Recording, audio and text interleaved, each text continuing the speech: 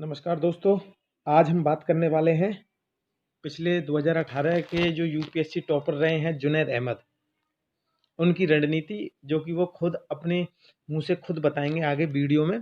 उनके बारे में आज इस वीडियो में चर्चा की गई है। तो थोड़ा सा पहले मैं आपको शॉर्ट रूप में इनके बारे में बता दूं। जुनैद अहमद जो हैं, इनका ये इनका ये पांचवा अटैम्प्ट था। पांचवें अटैम्प्ट में इन्होंने इसको क्लियर किया, लेकिन इससे पहले ये अपने चौथे अटैम्प्ट में इन्होंने इसको 352 रैंक भी हासिल की थी। और दोस्तों, इनकी जो प्राइमरी एजुकेशन थी वो अलीगढ़ मुस्लिम यूनिवर्सिटी से हुई थी। उसके बाद जुनैद अहमद जी ने यूजीसी की जेआरएफ परीक्षा देने का प्रयास किया, लेकिन उसमें भी ये फेल हुए थे। तो जैसा कि इन्होंने अपने इंटरव्यू में बताया था कि इस यूपीएससी की तैयारी से पहले इन्होंने जितने भी एग्जाम दिए थे सरकारी जॉब के, उन सभी में ये जो है फेल हुए थे। लेकिन यूपीएससी में पिछले जब 2014 से इन्होंने तैयारी स्टार्ट की यूपीएससी की, तो 2014 से 18 तक इनके जो है 4 या 5 अटेम्प्ट लगे और 5वें अटेम्प्ट में इन्होंने रैंक 4 हासिल की दोस्तों। तो ऐसा मेरा मानना है कि अगर आप किसी चीज़ में शिद्दत से तैयारी में लगे रहते हो, किसी चीज़ में पूरा अपना एफर्ट देते हो, तो एक ना एक दिन आप उसको अपने पास पा ज़रूर लोगे दोस्तों। ऐसा नहीं है कि आप पूरी मेहनत कर रहे हो और भगवान आपको फल ना दे। वो सारा उदाहरण आपको जुनैद अहमद जी की आगे की वीडियो जो रणनीति ये बता रहे हैं उसमें मिल जाएगा। तो मेरा केवल एक ही कहना है कि अगर आप किसी चीज़ की भी तैयारी कर रहे हैं, चाहे वो यूपीएससी हो, चाहे वो आप स्टेट पीसीएस हो, चाहे वो आप किसी भी सरकारी जॉब की कर रहे हो, या कोई बिजनेस के बारे में भी आप अगर सोच रहे हैं, लेकिन अगर आप उसमें प्रॉपर मेहनत कर रहे हैं, अपना पूरा एफर्ट दे रहे हैं, तो एक ना एक दिन आपको उसका फल ज़रूर मिलेगा दोस्तों। अगर आपको मेरी जानकारी अच्छी लगे लास्ट में, तो चैनल को सब्सक्राइब करना ना भूलें और वीडियो को लाइक और शेयर ज़रूर करें, क्योंकि शेयर करने से क्या है दोस्तों, आप जैसे किसी और दोस्त की हेल्प ज़रूर हो जाएगी जिसके पास ये वीडियो नहीं पहुँची होगी। तो दोस्तों, चलिए स्टार्ट करते हैं जुनैद अहमद जी की वीडियो, जिसमें वो अपनी पूरी रणनीति बता रहे हैं। प्रारंभिक मुख्य परीक्षा इंटरव्यू में कैसे तैयारी करनी चाहिए, क्या बुक लिस्ट फॉलो करनी चाहिए, और कैसे अपने अटेम्प्टों को बचा के जल्दी से जल्दी यूपीएससी को क्रैक करना चाहिए। तो चलिए दोस्तों, स्टार्ट करते हैं जुनैद अहमद जी की वीडियो को। What we'll do is I'll try to speak up on my strategy, जैसे कि प्रीलिम्स के लिए, मेंस के लिए, इंटरव्यू के लिए। Although it is an integrated study, आप ये मत सोचना कि पीटी, मेंस और जो इंटरव्यू है वो डिफरेंट रहता है। तो अब फ्रेशर्स के लिए सबसे इम्पॉर्टेंट होता है कि कहाँ से स्टार्ट करना है। तो जो चीज़ें मैंने प्रॉब्लम्स फेस करी वो आई ट्राई टू टेल, ताकि आप लोगों को वो प्रॉब्लम्स ना फेस करनी पड़े। पीटी के लिए सबसे इम्पॉर्टेंट है कि जब आप प्रिपेयर करना स्टार्ट करते हो तो the first thing you should do is look the previous years papers and the syllabus of UPSC. वो सबसे ज़्यादा आपको बताते हैं कि किस डायरेक्शन में पढ़ना है। तो स्टार्टिंग में एटलीस्ट 1-2 महीने आप इसको अच्छे से करना चाहिए, सिलेबस और प्रीवियस ईयर्स पेपर को एनालाइज। उसके बाद प्रीलिम्स के लिए सबसे इंपॉर्टेंट है एनसीईआरटीज़, जो आपका बेस बनाती हैं। तो एनसीईआरटीज़ को कभी मिस नहीं करना। इकोनॉमिक्स, हिस्ट्री, ज्योग्राफी, पॉलिटी, ये जो एनसीईआरटीज़ हैं ये बहुत इंपॉर्टेंट होती हैं स्टार्टिंग में आपका बेस डेवलप करने के लिए। और स्टार्टिंग में एक मिस्टेक बच्चे क्या करते हैं कि अननेसेसरी न्यूज़पेपर्स पे और बाकी चीज़ों पे टाइम स्पेंड करते हैं। होता क्या है कि उस टाइम पे यू नेवर नो कि उसमें से क्या चीज़ें पिकअप करनी है, क्या चीज़ें छोड़नी है। तो अल्टीमेटली क्या होता है, टाइम वेस्ट ज़्यादा हो जाता है। तो माय एडवाइस इज़ के स्टार्टिंग में न्यूज़पेपर को रीडिंग के लिए पढ़ना चाहिए।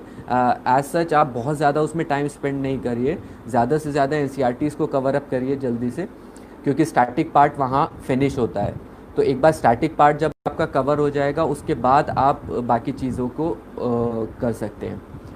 तो और अब प्रीलिम्स का जो है, अभी आप अगर पेपर्स देखेंगे तो most important is the current affairs, जो डायनेमिक पार्ट है प्रीलिम्स का, वो इम्पॉर्टेंट है। तो एक बार स्टैटिक पार्ट आप कवर कर लेते हैं, उसके बाद focus on the dynamic part. क्या होता है कि बिना स्टैटिक के आप वो चीज़ें सॉल्व नहीं कर पाएंगे। तो न्यूज़पेपर वहाँ पे सबसे ज़्यादा हेल्प करते हैं। मैंने इंडियन एक्सप्रेस पढ़ा है, मैं एडिटोरियल्स के लिए हिंदू पढ़ता था। इंडियन एक्सप्रेस में most of the things cover हो जाती थी, और हिंदू से मैं एडिटोरियल कवर करता था। बाकी साथ में क्या होता है, कुछ ना कुछ मिस हो जाता है, ब्रेकेजेस होते हैं। उसके लिए मैं क्या करता था कि एक कोई मैगज़ीन आप ले सकते हो। क्या करते हो कि जैसे विजन है या इनसाइट्स है, multiple magazines are there, but उसमें कंटेंट एक ही होता है। तो इंस्टेड ऑफ गोइंग बहुत सारी मैगजीन्स का, what you do is fix to a single magazine, उसको आप रिवाइज़ कर सकते हो। तो उसमें करंट अफेयर्स कवर अप हो जाता है। तो ये चीज़ तो हो गया नॉलेज के उससे। मेन पीटी में आपको जो हेल्प करता है वहाँ पे, वो आपकी लॉजिकल रीजनिंग हेल्प करती है, जो कि आपके प्रीवियस ईयर्स पेपर से आएगी। आपको देखना पड़ेगा, क्योंकि आप अगर देखोगे तो प्रीलिम्स के पेपर में वहाँ पे आपको 40-45 क्वेश्चंस के बाद किसी को भी नहीं आता एग्जैक्टली कि जो उसने पढ़ा है या वो किया है, तो वहाँ पे आपको जो आपकी नॉलेज आपने गेन किया है उसको अप्लाई करना पड़ता है। तो आपको वो चीज़ देखनी पड़ेगी, और उसका एनालिसिस प्रीवियस ईयर्स पेपर्स ही बेस्ट कर सकते हैं। तो उस पर आप मेन फोकस रखिएगा प्रीलिम्स में, क्योंकि वही चीज़ आपको हेल्प करेगी वहाँ पे प्रीलिम्स के लिए। अब प्रीलिम्स में एक और चीज़ होती है, how many questions to attempt. वहाँ पे बच्चे कुछ कुछ होते हैं कि वो अटेम्प्ट नहीं कर पाते, कोई कहते हैं कि 70-60, कोई लोग कहते हैं एक्यूरेसी पे ज़्यादा ध्यान देना चाहिए। मैं अपना एक्सपीरियंस बताऊँ तो कंपटीशन बहुत ज़्यादा है, और आप मैं पेपर के हिसाब से वैसे तो क्वेश्चंस को एडजस्ट करना चाहिए। मैंने क्या करता था कि स्टार्टिंग के अटैम्प्ट में मेरे 90-92 अटैम्प्ट रहते थे ज़्यादातर का पेपर, वो स्टफ, तो मेरा automatically it came down to 84। तो इससे क्या है कि वहाँ पे जाके आपको डिसाइड करना रहता है कि आपको कितने अटेम्प्ट करने हैं। थोड़ा सा तो आपको रिस्क बढ़ाना पड़ता है, क्योंकि अगर आप रिस्क नहीं बढ़ाओगे तो आपका जो है स्कोर ऊपर होने का बहुत डिफ़िकल्ट हो जाता है। तो थोड़ा सा आप रिस्क पे फोकस करिए, बस कैलकुलेटेड रिस्क पे, उसको आपको जितना हो सके वो करना है, काम करना है। ये प्रीलिम्स से रिलेटेड चीज़ें हैं। और बुक लिस्ट अगर आप बात करें प्रीलिम्स के लिए, तो एनसीईआरटीज़ तो कवर करनी है जो मैंने बताया। उसके साथ एक आप रेफरेंस बुक कोई एक ले सकते हैं। जैसे हिस्ट्री के लिए spectrum is a very good book, detailed आपको नोट्स उसमें मिल जाते हैं। बाकी एनसीईआरटी से कवर करेंगे तो ये चीज़ें कवर हो जाती हैं। पॉलिटी के लिए लक्ष्मीकांत इज़ वे, आपको पेज टू पेज आपको पूरा बाय हार्ट करनी पड़ती है। इकोनॉमिक्स में अगर बात करें तो इकोनॉमिक्स में रमेश सिंह है, बट उसमें इतना अच्छे से नहीं दिया है। मैंने रमेश सिंह पढ़ी थी, बट उससे अच्छा श्री राम सर के नोट्स हैं, वो काफ़ी लोग प्रेफर करते हैं, बहुत कॉम्प्रिहेंसिवली कवर किया हुआ है इकोनॉमिक्स, तो वो आप लोग प्रेफर कर सकते हो। जोग्राफ़ी में एनसीईआरटीज़ जो हैं वो सफिशेंट हो जाती हैं। उसके अलावा जेसी लियोंग है एक बुक, वो भी आपको हेल्प करती है जोग्राफ़ी में। तो ये हो गए। एनवायरनमेंट, साइंस एंड टेक के लिए मैं रिकमेंड करूँगा कि ज़्यादा कोई बुक्स पे फोकस मत करिए, जो करंट चल रहा है उसको कवर अप करने का ट्राई कीजिए। इंडियन एक्सप्रेस काफ़ी अच्छे से एक्सप्लेन पेज में ये चीज़ें कवर करता है। साथ में आप जो रीसेंट इवेंट्स हैं उनका थोड़ा सा बैकग्राउंड चेक कर लीजिए, वो काफ़ी आपको हेल्प करता है। तो ये प्रीलिम्स से रिलेटेड है। Now will come to the mains part. Mains ऐसा वो है जहाँ पे मैंने कई बार फॉल्टर किया है। 14-15 अटैम्प्ट में I was not able to clear mains. तो मुझे जब मैंने नेक्स्ट अटैम्प्ट दिया तो I sat and I was thinking कि मतलब प्रॉब्लम क्या है कि मैं मेंस नहीं क्लियर कर पा रहा हूँ। तो आई रियलाइज़ कि मेंस में जब आप आंसर लिखते हो तो आपके पास एक तो कंटेंट होना चाहिए, कंटेंट के साथ आपका आंसर एक ऑर्गेनाइज्ड वे में होना चाहिए, आपका स्ट्रक्चर प्रॉपर आना चाहिए, आप डाइवर्स डोमेन्स में आपको आंसर लिखने चाहिए। तो इस हिसाब से आपको थोड़ा सा वर्क करना पड़ता है। अब मेंस के लिए खासकर आपको क्या करना है कि मैंने क्या किया था कि आप सिलेबस लीजिए मेंस का, पेपर 1, पेपर 2, पेपर 3, पेपर 4। तो उसके जो पॉइंट्स हैं सिलेबस में, आप उनको पिक करके पहले उसका स्टैटिक पार्ट जो है वो कवर करिए। जैसे पेपर 2 में हम बात करें, पेपर 2 में कॉन्स्टिट्यूशनल डेवलपमेंट्स हो गया, एनजीओ सिविल सोसाइटीज़ हो गया, इंटरनेशनल रिलेशंस में इंस्टीट्यूशंस हो गए। तो इनके जो बेसिक चीज़ें, जैसे सिविल सोसाइटी है उसका क्या रोल है, उसका क्या इशू है, उसका क्या सॉल्यूशन हो सकता है, ये स्टैटिक पार्ट एक बार आप क्या करिए कि एक अलग अलग कॉपीज़ बना लीजिए, पेपर 1, पेपर 2, पेपर 3, पेपर 4 की। उसमें आप लिखेंगे तो वो चीज़ काफ़ी आपको हेल्प करेगी, स्टैटिक पार्ट आपका कवर हो जाएगा। फिर आता है जो करंट पार्ट है, वो सबसे ज़्यादा इम्पॉर्टेंट है, क्योंकि उसी में क्वेश्चंस पूछते हैं जो आज के टाइम पे इशू बेस्ड यूपीएससी में आप प्रीवियस अगर पेपर्स देखेंगे तो वो उस हिसाब से पूछते हैं। तो उसके लिए आपको करंट नोट्स बनाने पड़ेंगे। मैंने जो देखा है, मेरा 636 स्कोर था फर्स्ट मेंस में। तो फर्स्ट मेंस में कट ऑफ 678 के अराउंड गया था, 636 था, और मेरा इस साल स्कोर 893 है। तो 636 से आप मूव टू 893, तो अराउंड 250 मार्क्स का जंप है।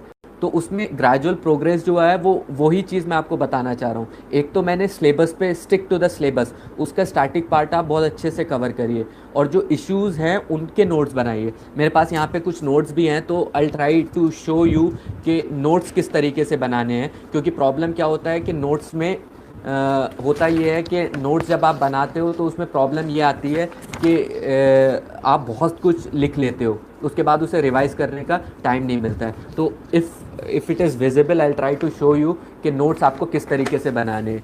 आप अगर ये देखेंगे तो ये मेरा एक इशू है, शुड बेटिंग बी लीगलाइज्ड। अब इसमें मैंने कुछ नहीं लिखा है, इसमें मैंने क्या किया है कि बेनिफिट्स क्या हैं उसके, और उसके बुलेट पॉइंट्स हैं यहाँ पे, और यहाँ पे क्या है कि प्रॉब्लम्स क्या हैं उसके। प्रॉब्लम्स में मैंने बेसिक वो दिखाए हैं। उसके बाद आप रेगुलेशन आप किस तरीके से कर सकते हैं, और कमीशन की रिपोर्ट क्या है। तो इस तरीके से देखिए आप नोट्स मैंने ये एक A4 का 1/3 पेपर है, तो इसमें क्या होता है कि आप पूरा एक इशू आपका सिर्फ 1/3 ऑफ A4 में आपका कवर हो जा रहा है। तो आपको यही करना है कि कंसाइज आप नोट्स किस तरीके से बनाएं। अब इस वाले पेपर पे 3 इश्यूज कवर्ड हैं बेसिक, एक should betting be legalise, DNA technology, और नेशनल पॉलिसी ऑन बायोफ्यूल्स। तो ये 3 टॉपिक्स मेरे कवर हैं इस एक A4 पे। तो अगर आपको नोट्स बनाने का तरीका आ जाएगा तो क्या होगा कि वहाँ पे आपको बुलेट्स पॉइंट जब पता होंगे तो आप अच्छे से उनको यूटिलाइज कर सकते हो, वहाँ पे आंसर्स लिख सकते हैं। तो ये बहुत हेल्प करता है। दूसरा क्या है कि what you can, it's not visible I know, but वो थोड़ा सा प्रॉब्लम होगा, but I just want to give you an idea कि how you should make your notes. ये आप देख सकते हैं कि मैंने पैराग्राफ्स और वो सब नहीं लिखे हैं, सिर्फ मैंने बुलेट पॉइंट्स लिखे हैं। तो इस तरीके से मतलब अननेसेसरी नहीं लिख के you should focus on the bullet points. अब दूसरी एक चीज़ आती है कि क्या होता है कि जब आप आंसर लिखते हो तो कभी कभी क्या होता है कि आप एक स्पेसिफिक डोमेन में से सोचते हो, तो हमेशा अपने माइंड को एक ब्रॉड डायमेंशंस में सोचने का एक उसका वो बना लेना चाहिए जब आंसर्स लिखते हैं। फॉर एग्जांपल सपोज़ कि कोई इशू है, न्यू इंडिया फॉर एग्जांपल ले लें, तो क्या होता है कि हम कुछ एक स्पेसिफिक डोमेन्स में अपने आंसर्स लिखने लगते हैं। तो आप जो ब्रॉड डोमेन्स होती हैं ना, political, social, economic, administrative, governance की, इसमें आप अपने माइंड को इस तरीके से फ्रेम करिए कि आपको उन ब्रॉड डायमेंशंस में आपका आंसर आए। उससे क्या होता है आप पॉइंट जनरेट कर सकते हैं।